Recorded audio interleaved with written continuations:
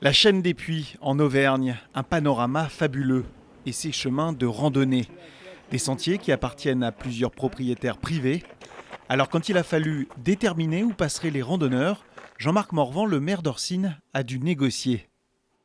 Ce qu'il faut signaler, c'est que ce sont des propriétés privées. Toutes ces montagnes sont des propriétés privées et que la commune ne dispose que de très peu de chemins qui sont communaux, des chemins ruraux. Ça veut dire qu'il fallait avoir une concertation avec l'ensemble des propriétaires pour en arriver aujourd'hui à ce que vous voyez derrière moi, c'est-à-dire un plan avec des chemins de randonnée, une lisibilité des chemins de randonnée autour du Puy-de-Dôme et du Pariou.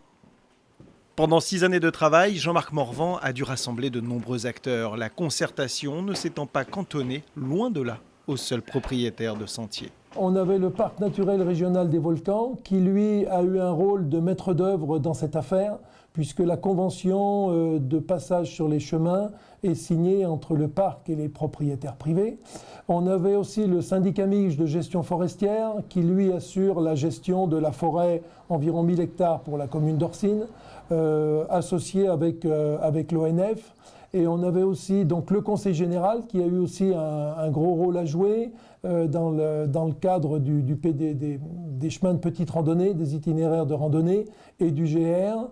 Et on a également associé les maires des communes voisines et on a surtout aussi associé les chasseurs.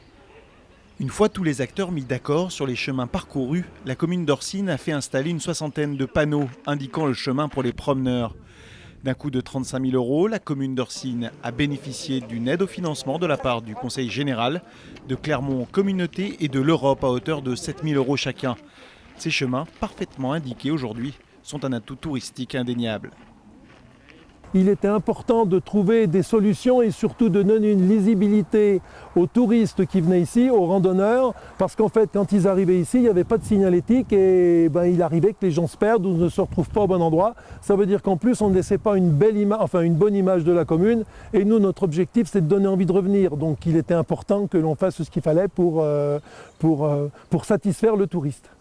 À tous les maires qui disposeraient de sentiers pouvant faire l'objet de beaux chemins de randonnée touristique, mais se situant eux aussi sur des terrains privés, Jean-Marc Morvan conseille de commencer la discussion bien en amont, les négociations pouvant être très longues.